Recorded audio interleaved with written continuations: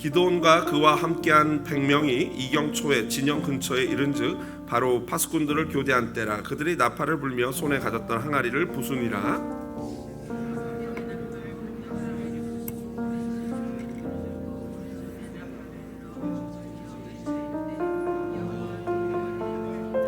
각기 제자리에 서서 그 진영을 에워싸며 그 온 진영의 군사들이 뛰고 부르짖으며 도망하였는데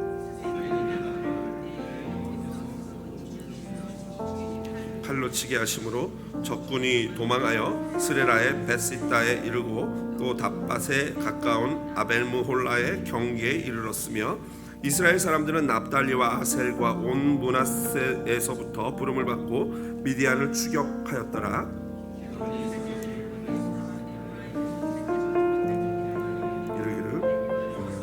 이르기를 치고 그들을 앞질러 벳바라와 요단강에 이르는 수로를 점령하라 하매 이에 에브라임 사람들이 다 모여 벳바라와 요단강에 이르는 수로를 점령하고 또 미디안의 두 방백 오렙과 스앱을 사로잡아 오렙은 오렙바에서 죽이고 스앱은 그 스앱 포도주 틀에서 죽이고 미디안을 추격하였고 오렙과 스앱의 머리를 요단강 건너편에서 기드온에게 가져왔더라. 에브라임 사람들이 기드온에게 이르되 내가 미디안과 싸우러 갈 때 우리를 부르지 아니하였으니 우리를 이같이 대접함은 어찌 됨이냐 하고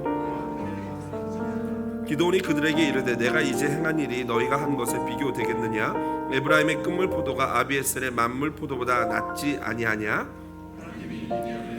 오렙과 스앱을 너희 손에 넘겨주셨으니 기드온이 이 말을 하매 그때 그들의 노여움이 풀리니라. 아멘. 오늘은 사사기 7장 19절에서 8장 3절 본문 말씀 가지고요, 기드온이 이 말을 하매라는 제목으로 말씀의 은혜 나누도록 하겠습니다. 그렇게 뜸을 들이고 조심하던 기드온과 300용사는 드디어 행동에 나섭니다. 시간은 이경초라고 나오는데요, 히브리 사람들은요, 구약시대 히브리 사람들은 시간을 세 등분했습니다. 해가 진 6시부터 10시까지를 1경, 그리고 10시부터 새벽 2시까지를 2경, 그리고 2시부터 해가 뜨는 새벽 6시까지를 3경이라고 불렀습니다. 물론 신약시대에 와서는요, 로마식으로 4등분해서 시간을 또 구별하게 됩니다.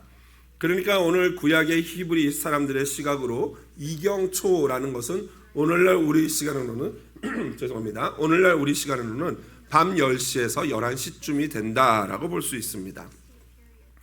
100명씩 3개의 부대로 나눈 기드온의 군대는요, 횃불을 항아리 속에 숨겼다가 적진에 가까워지자 한꺼번에 항아리를 깨뜨리고 횃불을 왼손에 높이 들고 오른손에 나팔을 들고 불면서 여호와와 기드온의 칼이다 라고 외치면서 적진으로 달려갔습니다.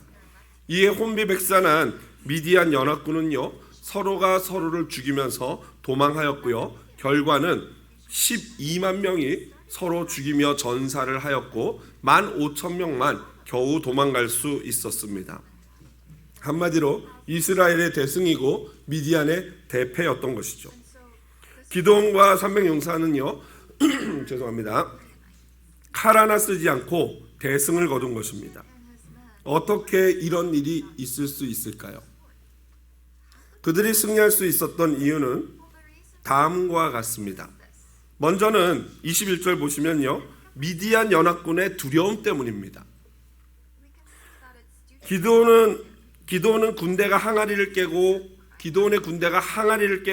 횃불을 밝히고 소리를 지르며 나팔을 불자 그들은 뛰고 부르짖으며 도망했던 것이죠. 생각해 보십시오. 어둠, 그리고 굉음, 빛, 함성, 이것이 합쳐지니까 이 미디안 병사들의 마음에는 어마어마한 카오스, 혼돈이 일어났던 것입니다. 전날 이미 보초병들의 대화를 통해서 그들의 마음에 두려움이 사로잡고 있음을 우리는 목격할 수 있었죠. 두려움은요, 300명의 횃불과 항아리 깨지는 소리와 나팔 소리를요, 마치 30만 명이 횃불을 들고 항아리를 깨고 나팔을 부는 것처럼 들리게 소리를 증폭시킵니다. 여러분, 이처럼 두려움은요, 현실을 제대로 파악하지 못하고 과장하거나 또는 축소시키는 그러한 일을 하는 것이 바로 두려움입니다. 제가 지지난주에 말씀드렸죠. 노승수라는 그 심리학자이자 목사님이 어렸을 때 방에서 바바리 코트가 이 옷걸이에 걸려있는 바바리 코트를 보면서 누가 방에 서 있다라는 두려움 때문에 밤새 화장실도 가지 못하고 아침에 돼서야 두려움 가운데 일어나서 그걸 보고 깨달았던 그 이야기를 해줬죠. 그게 바로 두려움이죠. 대부분 우리가 가지는 두려움도 사실 그렇습니다. 아직 일어나지도 않은 일, 그리고 일어날 확률도 아주 미미한 것들을 너무나도 크게 두렵게 생각하는 경향이 있죠. 여러분, 염려한다고 해서, 두려워한다고 해서 바뀌는 것은 하나도 없습니다. 예수님은 팔복에서 목숨을 위하여 의식주를 염려하지 말 것을 당부하셨죠. 염려함으로 키를 키울 수 있느냐, 키를 한 자나 더 할 수 있느냐라고 물어보셨습니다. 그러므로 여러분, 우리의 두려움은 아무 쓸모가 없는 것이죠. 한편 이 미디안 사람들이 이렇게 두려워하며 도망가며 서로 죽이는 장면에 대해서 이 홀주교라는 사람은 바로 하나님의 마지막 심판 날과 같다라고 하면서 다음과 같이 말했습니다. 한번 화면 보면서 같이 읽어보도록 하겠습니다. 이러한 항아리와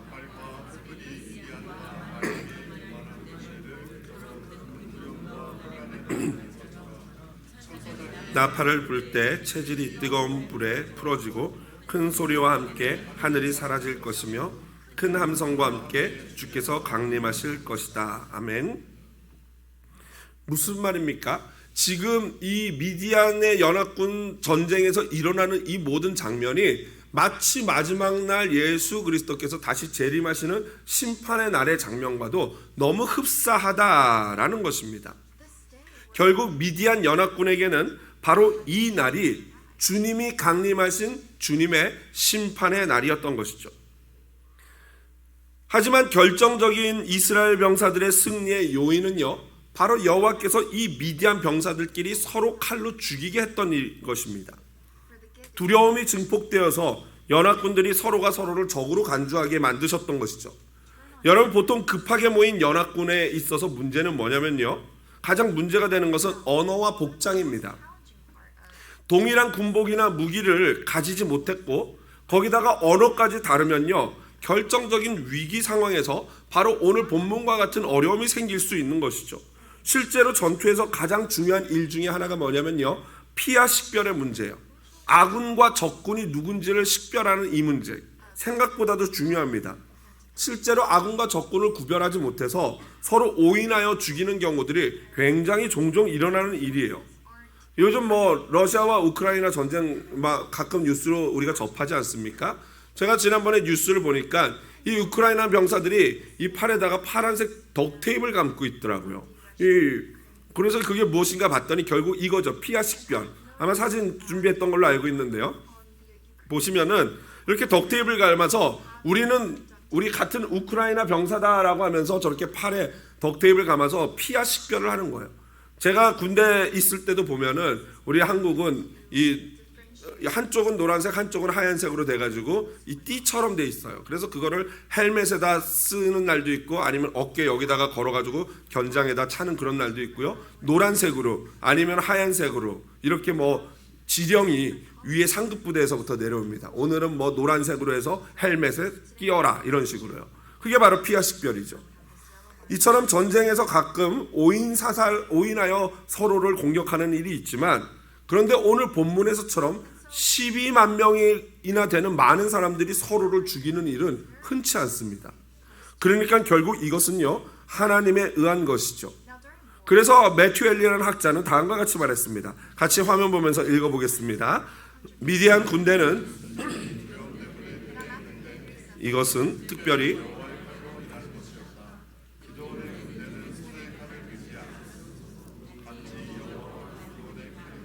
외침으로써 승리를 얻었다.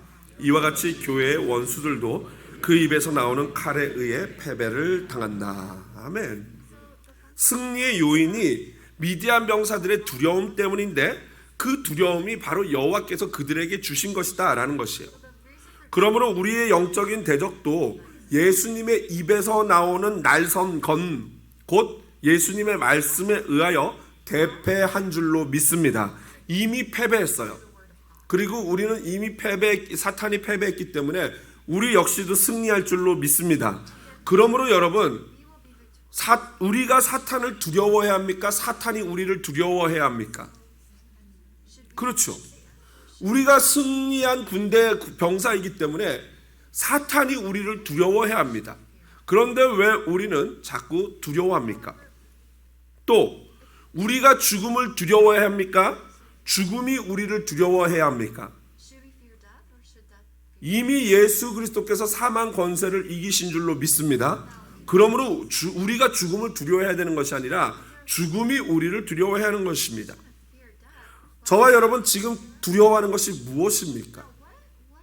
여러분 전쟁에서요, 누가 이긴 자고 누가 진 자입니까? 두려워하는 자가 진 자고요, 두려워하지 않는 자가 이기는 자인 줄로 믿습니다. 여러분 냉정하게 그리고 정확하게 저와 여러분의 심령 가운데 있는 두려움의 실체를 한번 살펴보십시오. 과연 내가 두려워하는 그 실체가 무엇인가? 그 두려움의 실체가 무엇이든지 간에 우리 하나님 앞에서는 그것은 아무것도 아닌 줄로 믿습니다. 나의 문제가 크죠. 내가 두려워하는 그 두려움이 사실은 굉장히 현실적인 무서운 일이죠. 그러나 여러분, 내 문제가 아무리 어려운 문제고 무섭고 힘든 문제라 할지라도 그 문제가 하나님보다 큽니까? 그렇지 않은 줄로 믿습니다. 나의 두려움보다 크신 하나님을 신뢰하는 우리 귀한 성도님들 되시기를 주님의 이름으로 축복을 드립니다. 두려움에 사로잡힌 미디안 병사들은 도망을 합니다. 그러자 기드온은 모병할 때 함께 모였다가 되돌아가게 되었던 아셀 지파, 므낫세 지파 사람들에게 다시 도움을 요청하고 그들이 도망하는 미디안 병사들을 추격합니다. 그리고 또한 에브라임 지파 사람들에게는 요단강가로 가는 길목을 점령하고 나루터를 점령해서 그들을 처단하라고 명령을 하고 에브라임 사람들은 그 기드온의 말에 따라 바로 요단강가에서 큰 전과를 올립니다. 바로 미디안 병사들의 장군인 오렙과 스웹을 잡아서 그들의 목을 친 것입니다. 오렙은 갈가마기라는 뜻이고 스웹은 늑대라는 뜻입니다.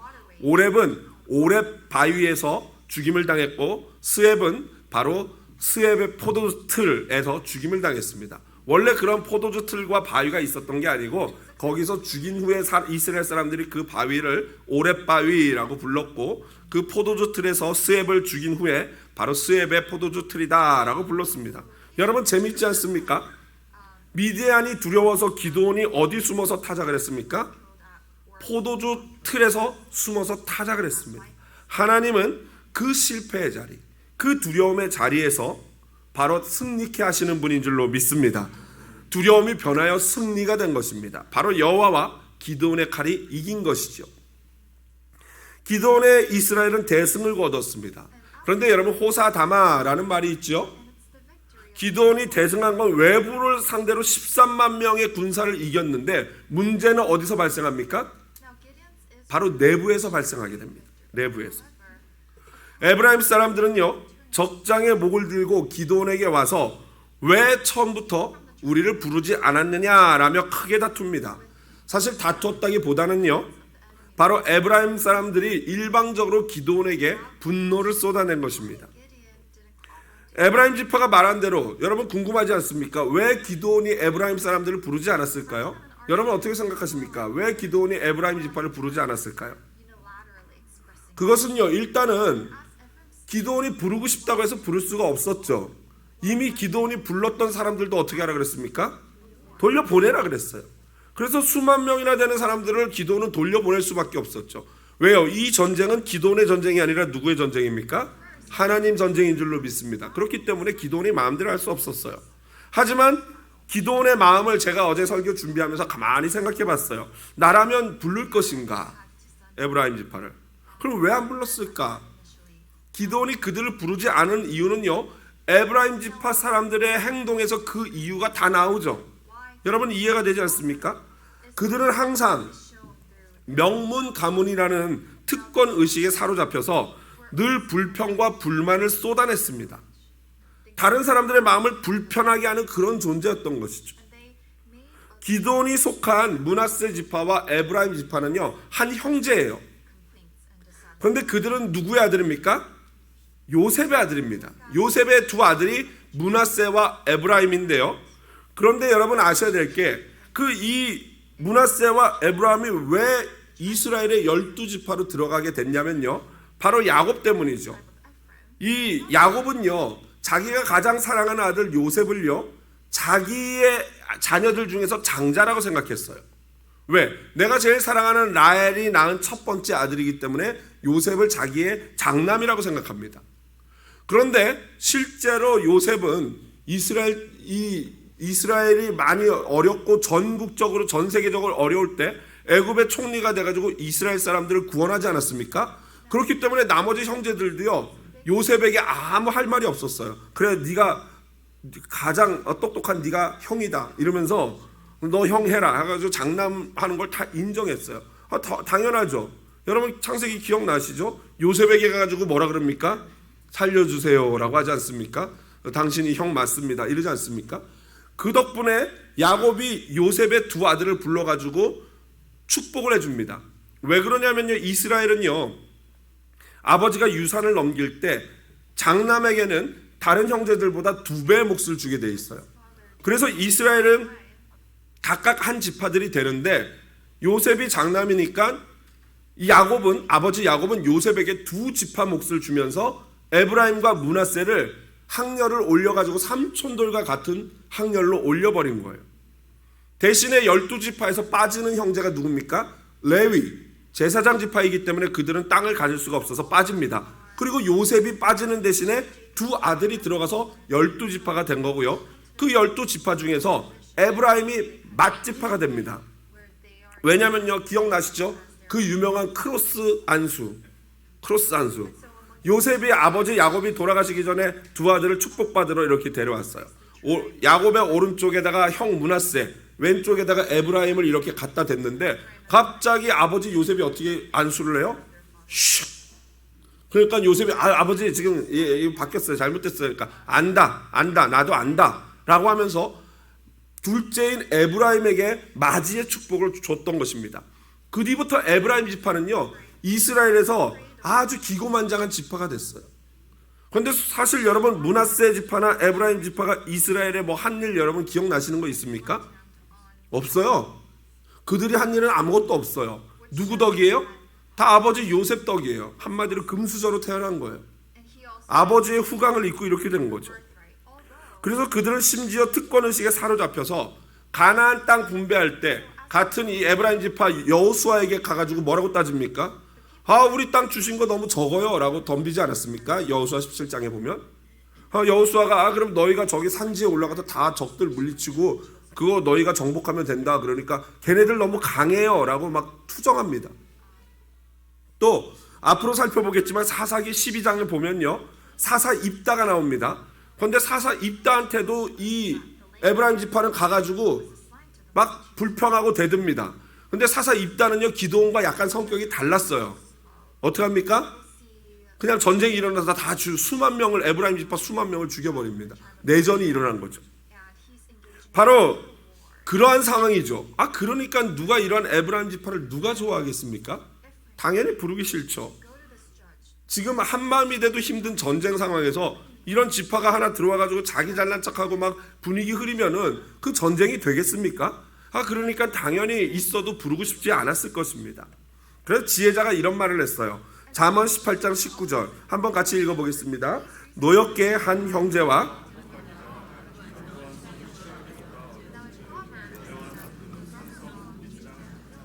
정말 그렇지 않습니까, 여러분?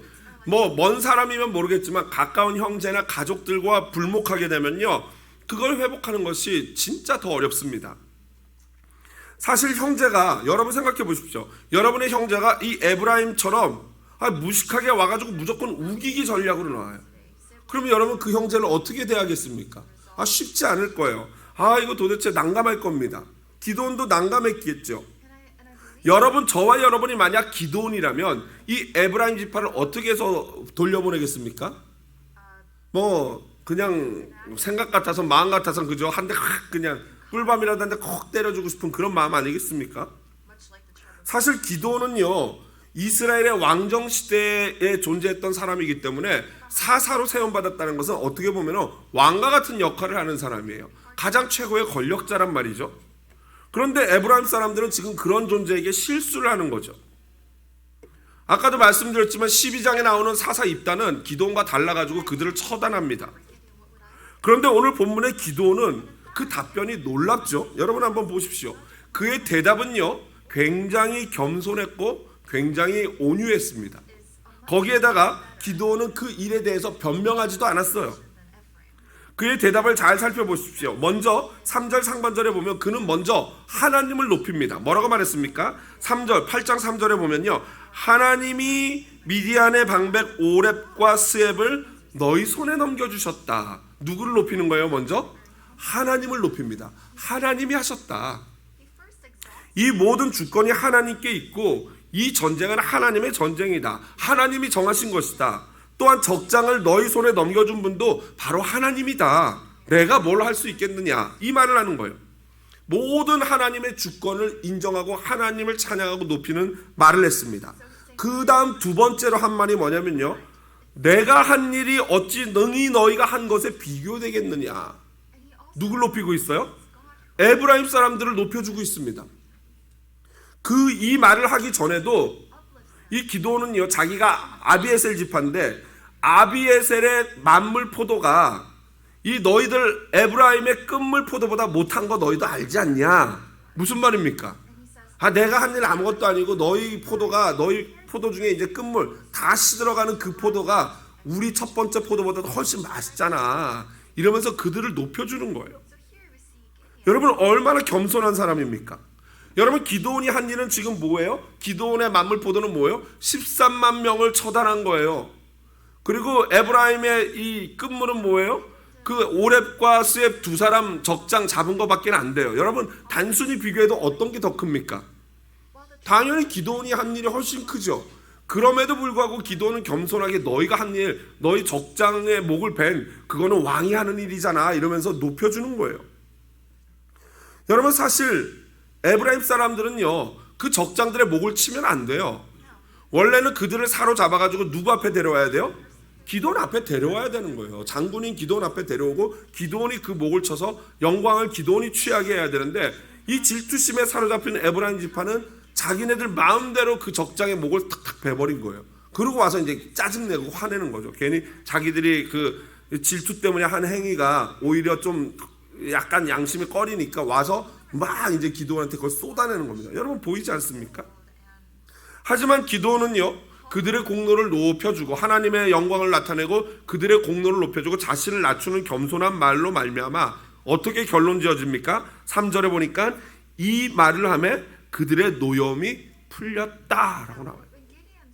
여러분 성경 말씀이 진리인 줄로 믿습니다. 잠언 15장 1절 23절 우리 같이 한번 읽어볼까요? 얼마나 진리인지 같이 읽어보겠습니다. 유순한 대답은 사람은 그 입의 대답으로 말미암아 기쁨을 얻나니 때에 맞는 말이 얼마나 아름다운 거. 지금 기드온의 말이 유순한 대답이고요. 기드온의 말이 얼마나 때에 맞는 말인지 모르겠습니다. 여러분 기드온의 말에서 영광을 돌리는 순서를 보십시오. 먼저는 하나님께서 너에게 하신 하나님을 높여드립니다. 다음은 어찌 너희가 한 일을 내가 한 일과 비교할 수 있겠느냐. 두 번째 너희를 높여줍니다. 그리고 마지막으로 내가 한 일을 겨우 얘기합니다. 그런데 우리 말의 대부분은 어떻습니까? 저와 여러분의 말은 어때요? 첫 번째로 그래도 하나님 높여드리잖아요. 그 다음이 누구예요? 그렇죠. 어떻게 그렇게 잘하세요? 하나님 높여드리고 그 다음은 바로 내가 나옵니다. 그 다음 누가 나와요? 너가 나오는 거예요. 그런데 심지어 어떤 분은요, 가끔가다 잠깐 하나님 잠깐만 뒤로 가보세요 하고 누가 먼저 나와요? 내가 먼저 나와요. 그 다음 하나님, 그 다음 너. 이렇게 순서가 바뀌는 분들도 있어요. 예를 들어볼까요? 이런 예입니다. 믿음 약한 어느 남편이 열심히 일해서 회사에서 막 인정을 받고 보너스를 받았어요. 어마어마한 보너스를 받았어요. 그러면 여러분 아내들이요, 상상해 보십시오. 입꼬리가 올라가십니다. 그럼 남편에게 뭐라고 말씀해 주셔야 됩니까? 수고했어요, 고마워요, 이렇게 해야 되잖아요. 그런데 꼭 믿음 좋은 부인들은 꼭 이렇게 말씀하십니다. 당신 교만하지 마. 이거 다 하나님이 주신 거 알아 몰라. 이렇게 말하죠. 그래서 제가 보니까 우리 믿음 좋은 와이프들은요 절대로 틀린 말 안 하죠. 어떻게 말하는 족족 그렇게 옳은 소리만 하시는지 몰라요. 믿음 좋은 부인들은 절대 틀린 말은 안 합니다. 맞는 말이죠. 그런데 여기서 한 걸음 더 나가는 믿음 좋은 부인들은 또 이렇게까지 말합니다. 그거 어떻게 이렇게 된 줄 알아? 다 내가 기도해서 그래. 내가 철야 기도했고 내가 새벽 기도한 거 알아 몰라 이래요. 믿음이 좋다가 보니까 어디까지 갔어요? 하나님보다 더 자기가 앞서 나온 거예요. 여러분 믿음이 좋아도 너무 좋은 거죠. 여러분 어떻게 말하는 것이 기도원의 화법에 맞겠습니까? 이런 경우에 어떻게 기도원처럼 말해야겠습니까? 이렇게 해야죠. 하나님 감사합니다. 우리 남편에게 건강 주시고 지혜 주셔서 이렇게 사회랑 이 상사들에게 인정받을 수 있게 해주셔서 너무 감사합니다. 그러고 나서 남편을 또 치하해야죠. 여보 정말 그동안 열심히 하셨죠. 진짜 당신 열심히 했죠. 정말 수고 많으셨어요. 정말 당신이 최고예요 하고 두 손을 해서 어떻게 해줘야 돼요? 쌍따봉도 날려줘야 돼. 최고예요. 최고. 그리고 나서 이제 나도 열심히 하나님께 기도하고 당신하고 아이들 뒷바라지 할게요. 당신은 걱정 말고 힘내세요. 한번 우리 아내들 남편에게 한번 해볼까요? 뭐 지금 부부가 없는 분들은 그냥 하고 싶은 말 아무 말이나 이렇게 좋은 말 해주시면 되겠습니다. 한번 해보십시오. 뭐를 해보시나 설교를 잘 들으셔야죠. 쌍따봉 할 거 없으면 쌍따봉이라도. 당신 최고입니다. 우리 남편분들의 입꼬리가 많이 올라가셨습니다. 그러나 너무 좋아하지 마십시오. 남편분들도 잘 들으세요. 맨날 남편들도 마찬가지예요. 어떤 분들은 기도원처럼 말해야 되는데 꼭 이 에브라임처럼 말하는 분들이 꼭 계셔요. 뭐라 그럽니까? 맨날 믿음 좋은 부인이 여보 하나님 열심히 믿읍시다 하면 뭐라 그래요? 참 내가 하나님을 믿느니 뭘 믿어요? 그래서 어떻게 그럴 줄 알았어요? 내가 하나님을 믿느니 내 주먹을 믿는다 이래요. 근데 여러분 그 꽉 찐 주먹 나중에 어떻게 됩니까? 펴져요. 조금 있으면 이게 펴져요. 힘이 빠져나간단 말이에요. 또 맨날 집에 들어와서 이러는 요즘 젊은 남자 중에 이런 분 계시는지 모르겠는데 이런 분들이 있어요. 옛날 아버님들 많이 그랬죠. 안에 딱 들어와서 막 집안 좀 이렇게 어질러져 있으면 아니 자기가 하는 일이 뭐가 있다고 집안에서 맨날 이러잖아요. 내가 돈 다 벌어다 줘, 집 사줘, 차 사줘 하는데 당신은 하는 일이 뭐가 있어 이래요. 그런 분들한테 한번 애보고 집 한번 밥하고 해보라고 해보세요. 빨래 해보라고 하세요. 얼마나 힘듭니까? 여러분 이것은요 기도원의 화법이 아니라 에브라임 화법이죠. 여러분 남편들 이렇게 말씀하셔야 합니다. 여보 오늘 집안일 하느라고 수고 많았죠. 내가 열심히 일할 수 있는 것도 다 당신이랑 아이들 덕분이에요. 당신이 자리를 지켜주고 이렇게 열심히 내 뒷바라지 해주고 아이들 키워줘서 얼마나 고마운지 모릅니다. 고마워요. 사랑해요. 한번 남편분들 해봅시다. 너무 길어서 어려우면요 그냥 사랑해요만 하면 돼요. 사랑 쌍하트 날려주시고 사랑해요 요것만 잘해도 돼요. 없네요. 그냥 남자 둘이 사랑해요 하세요. 그냥. 여러분 우리는 이런 기도원의 화법을 배워야 돼요. 하나님 그 다음 누구요? 너 그 다음 누구예요? 나. 이것은 기도원의 화법이기도 하지만 사실은 예수님의 화법이죠. 예수님은요 항상 당신의 능력으로 사람들의 병을 고치셨잖아요. 누가 고친 거예요? 예수님이 고치셨어요. 예수님의 은혜와 예수님의 능력이 아니고서는 병이 나을 수가 없어요. 그런데 예수님은 항상 병을 고치고 나서 뭐라고 말씀하십니까? 그렇죠. 너의 믿음이 너를 구원하였다라고 말씀해 주셔요. 누굴 높여주는 거예요? 그 연약한 믿음의 그 사람을 높여주는 거 아니겠습니까? 그리고 하나님은 예수님은 이 말씀하시죠. 너는 이제 하나님께 가서 뭐하라? 영광을 돌려라. 가족들에게 알려라. 하나님께 예배해라. 제사장에 가서 보여줘라. 이게 하나님께 영광 돌리라는 의미거든요. 예수님도 똑같은 거예요. 딱 고쳐놓으시고 나서 봤지? 내가 누군지 알아? 너 잘 살아라. 너 죄지면 알지? 막 이러시지 않았다는 거예요. 예수님이 고치셨음에도 불구하고 너의 믿음이 너를 구원하였다. 높여주셨어. 그리고 하나님께 영광 돌려라. 우리 역시도 하나님을 높이고 타인을 높여서 그런 기도원 화법을 사용하는 예수님의 제자 되시기를 주님의 이름으로 축복드립니다. 말씀을 마무리합니다. 제가 좋아하는 CCM 노래 중에 김명식 씨 1집에 수록된 승리라는 노래가 있습니다. 굉장히 이제 오래전에 나온 앨범인데요. 제가 볼 때는 굉장히 명반입니다. 여러분 구하실 수 있으면 구해서 들어보실 걸 추천해 주는데 요즘 잘 흔치 않은 것 같더라고요. 근데 그 승리라는 노래가 이렇게 됩니다. 승리가 무엇인, 그냥 읽겠습니다. 제가 목이 상태가 안 좋아서 읽겠습니다. 승리가 무엇인 줄 아는가? 승리가 무엇인 줄 아는가? 오, 하고 싶은 말, 그 많고 많은 말 모두 힘겹게 억누르고 오직 주께서만 말씀하게 하는 것, 바로 승리라네. 여러분, 우리는 승리를 뭐라고 생각합니까? 말싸움부터 가지고 막 이기고, 우리나라 사람 막 차 사고만 나도 너 몇 살이야 이러면서 막 이렇게 누르고 말로 이기려고 하지 않습니까? 그게 승리가 아니래요. 여러분, 적군인 미디안 13만 대군을 물리치는 것이 승리가 아니에요. 무엇이 승리입니까? 나를 비난하고 나를 공격하는 형제인 에브라임에게 말 한마디 유순하게 해서 그 분노를 가라앉히는 것, 이것이 진정한 승리인 줄로 믿습니다. 여러분, 예수님은요, 마태복음 5장 9절에 화평하게 하는 자는 복이 있나니, 그 다음 뭐예요? 그들이 하나님의 아들이라 일컬음을 받을 것이다 하고 얘기했어요. 여러분, 하나님의 아들, 하나님의 딸이라면 화평하게 하는 자가 되어야 한다는 것이에요. 그런데 남을 화평하게 하기 위해서는 마음에 뭐가 있어야 됩니까? 나보다 남을 낮게 여기는 그 겸손한 마음이 없으면 결코 화평하게 할 수 없어요. 그런데 저와 여러분의 마음에는 뭐 나보다 남을 낮게 여기는 경우도 있지만 대부분 나보다 남을 어떻게 여겨요? 낮게, 지읒받침으로. 나보다 남편을 낮게, 나보다 아내를 낮게, 나보다 자녀나 부모나 형제 자매를 나보다 낮게 여기는 그러한 경향이 있다는 것이죠. 여러분, 그래서는요 절대 화평을 이룰 수가 없습니다.